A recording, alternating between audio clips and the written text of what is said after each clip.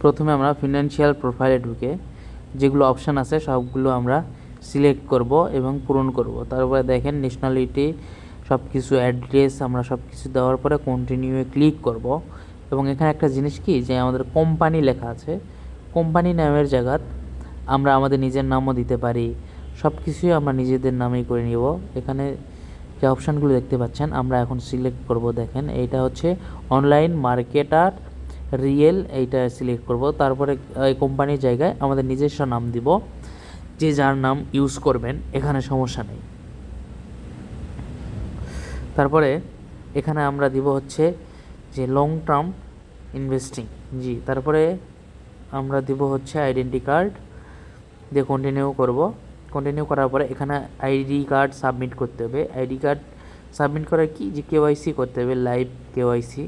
এখানে verification complete করার পরে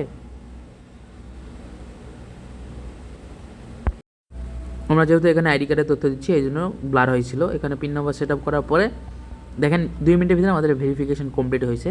এখানে আমরা দেখাবো, দেখেন উপর থেকে নোটিফিকেশন, ওই যে আইডেন্টি ভেরিফিকেশান কমপ্লিট, দেখছেন তো? এটা খুব ফাস্ট এবং খুব ভালো একটা ডুয়েল কারেন্সি কার্ড, আপনারা নিতে পারেন এবং এটা সম্পূর্ণ একদম ফ্রিতে।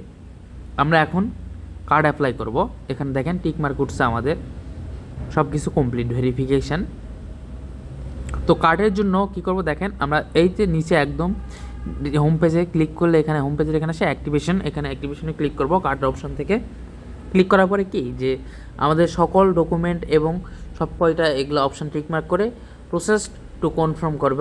করার পরে সব ইনফরমেশান দেওয়ার পরে কন্টিনিউ করব। কন্টিনিউ করার পরে এখানে দেখেন এই যে একটা অপশান আছে, এখানে প্রোমো কোড দেওয়ার অপশান। প্রোমো কোড দিলেই আমরা একদম ফ্রিতে কার্ড নিতে পারবো।